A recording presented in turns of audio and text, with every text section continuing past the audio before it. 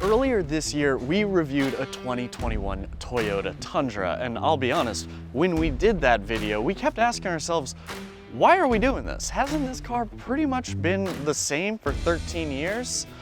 Well, the answer, of course, is we're CarGurus. We review everything. But with that context in mind, just imagine how easy it was to greenlight this video, because this is the all-new redesigned 2022 Toyota Tundra.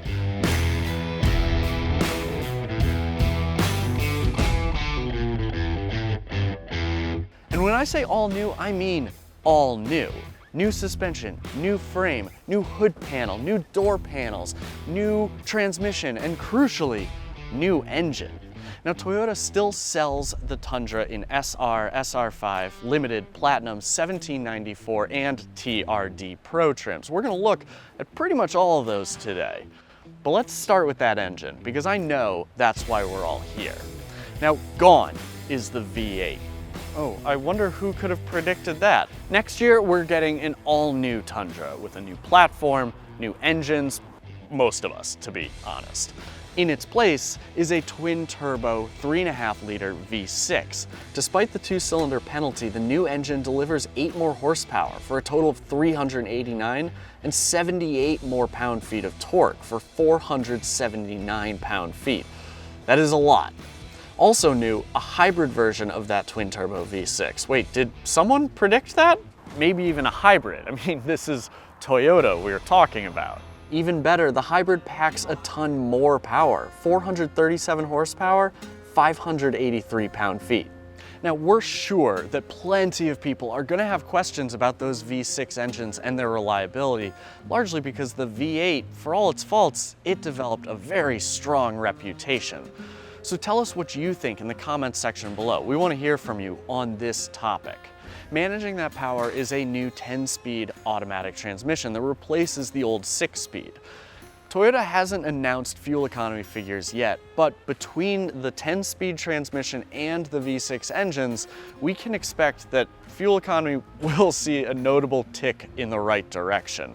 Granted, that's not really setting the bar too high, because the old engine transmission combo, it led to some truly dreadful mileage numbers. Let's take a look now, let's take a step back and really look at the exterior design of this truck. But before we do that, let's go see another one.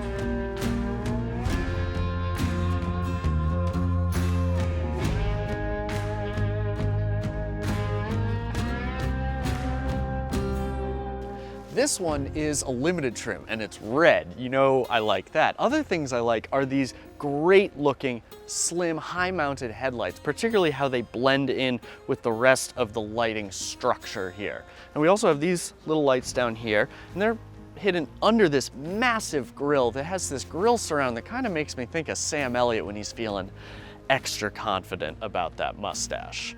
But regardless of the mustachioed Tundra, it remains a massively big truck. When you're heading down the highway, you see this thing coming up in your rear view mirror, you're gonna get out of the way because Tundra's coming through. However, it's actually a little shorter than it was in 2021. The old generation, not aerodynamic at all. Brick flying down the interstate. This one, by creating that hole that it punches in the air just a little smaller, it improves its aerodynamics and aids its fuel efficiency. The more you know. Down the side, we have this strong character line that Toyota calls the beam, and I say is just very similar to what the side of a Toyota Tacoma looks like. At the rear, these taillights have more of that interlocking design, and again, I really like this. And then the tailgate, it has a nice three-dimensional quality to it. Now, if I keep backing up here, you might notice that this Tundra is dragging an Airstream trailer, and that's because Toyota is excited to tell us all about the 2022 Tundra's improved towing capacity. This is a result not just of the more powerful powertrains, but the redesigned rear suspension. It used to be a leaf spring setup, but now it's a multi-link rear suspension. Add to that a little wider track, and suddenly the previous generation's 10,200 pound maximum towing capacity has jumped up to 12,000 pounds. And because the construction of the bed uses some lighter weight materials, the payload capacity has gone up as well. It's now 1,940 pounds. And that's not small change. Now I'm inside a Tundra Platinum trim, and now what that means is that this is pretty much just about as good as the Tundra can possibly look on the interior. But it also means that the average Tundra is not going to look at this. But regardless, let's see what Toyota brought to the party. Obviously, the first place I'm looking, the first place you're looking, the first place everyone who gets into this particular truck is going to look is at that big, beautiful, optional 14-inch touchscreen display. This is not standard. The standard system is an 8-inch screen.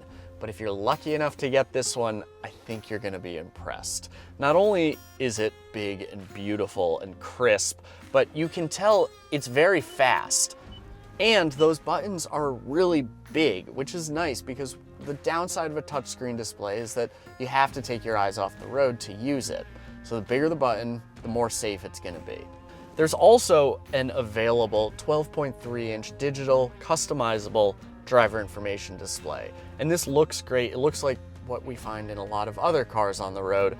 But notably, what this signifies is that the Tundra has moved out of the dark ages and into the 21st century. On that note, we also have wireless Android Auto, wireless Apple CarPlay, and an available wireless phone charger. That's one of those things where it doesn't seem like a big deal, but once you've lived without wires, you never want to go back to them. So bravo Toyota for bringing that technology in here. We also have a 12-speaker JBL sound system as an available option. We listened to that in a number of Toyota products over the years. It does sound good. It's not going to blow your socks off, but it's a good high-fidelity stereo system. And then we have this center console. Now, what's interesting here, pretty much every full-size pickup truck has one that's about this size. And you want to fit your laptop in there and all your other stuff that you need to bring around in your pickup. But every time you want to open it, you have to bug, Jeff sitting in the front passenger seat. Finally, we have a little sliding door here, so I can drop my phone in there, drop my snacks, whatever I have with me, and I don't have to ask Jeff to move his arm. Seems like a small thing, but it makes life easier. And isn't that what you want out of a pickup truck? So we've seen the SR5, we've seen the Limited, and now we've seen the Platinum, which means it's time to go take a look at the TRD Pro.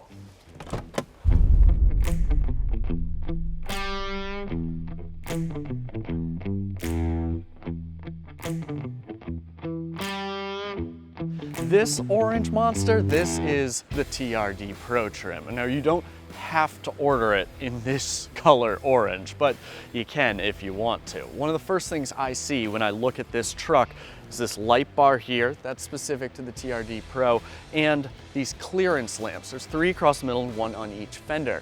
Toyota actually had to include those on the Tundra because the front track on this trim exceeds 80 inches. So it's required that this car have them, this truck I should say, should have them. It's also a little taller than the other trims. It actually benefits from a 1.1 inch lift over other Tundras, and it has Fox shocks, BBS 18-inch forged wheels, and 33-inch tires. You're also not going to see nearly as much chrome on a TRD Pro trim as you see on a Tundra Limited or Platinum or 1794 edition. Instead, we have a lot more body color and blacked out trim pieces, and then we have this almost digital camo look on the fender cladding. That's kind of interesting. Maybe not for me, maybe for you, maybe for somebody else. Toyota's probably going to find a lot of fans. The TRD Pro comes with a multi-terrain system, a rear locking differential, and crawl control, but it's also a pretty expensive and pretty hardcore off-roading pickup truck. So if you want the look and a bit of the capability, you could consider an SR5, a Limited, or a 1794 trim with the TRD off-road package. Or you could get an SR5 trim with the TRD Sport package. We have climbed in and around a ton of Tundras today, but until they toss us the keys and let us actually take one for a drive, we can only scratch the surface because there's a lot to talk about with this truck. Some things have carried over from the old one. For instance, we still have that power rear window, and I love that. But then there's stuff that you never would have found on an old Tundra, like an optional rear air suspension. Either way, subscribe to the CarGurus YouTube channel and keep an eye out for our full test drive review video. And in a few weeks, head over to CarGurus.com and read Jason Fogelson's full review of this truck. We'll see you next time, and thanks for watching.